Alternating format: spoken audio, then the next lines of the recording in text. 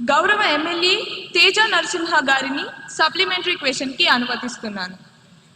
నమస్తే అధ్యక్ష, ముందుగా నాకు ఈ అవకాశం ఇచ్చినందుకు మీకు ధన్యవాదాలు.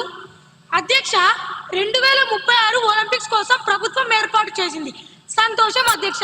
కానీ మన దేశ జనాభా ఎంత? 140 కోట్లు.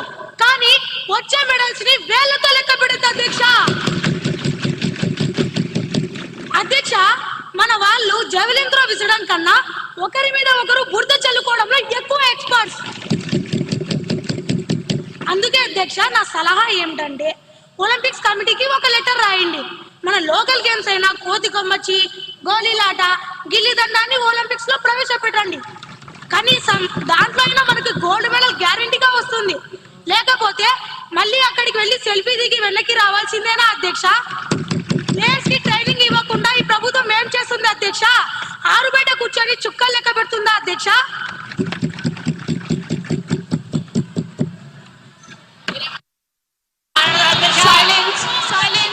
సభ్యులందరూ కూర్చోవలసిందిగా, ఈ సభా గౌరవాన్ని కాపాడవలసిందిగా కోరుతున్నాను.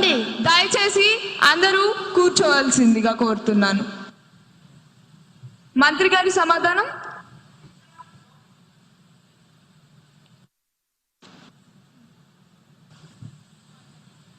అధ్యక్ష, గౌరవ సభ్యుల ఐడియా అద్భుతంగా ఉంది.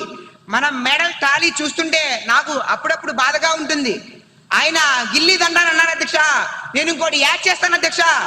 ఒలింపిక్స్ లో మ్యూజిక్ చైర్స్ కానీ గోడలు దూకడం కానీ పెడితే ఆ విభాగాల్లో అన్ని మెడల్స్ మన నాయకులవే అధ్యక్ష.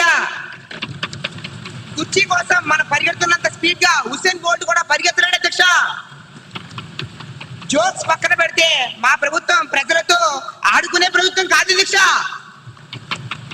ఆడించే ప్రభుత్వం అధ్యక్ష, ఆరోగ్యాన్ని పెంచే ప్రభుత్వం అధ్యక్ష, ఆనందాన్ని పెంచే అధ్యక్ష.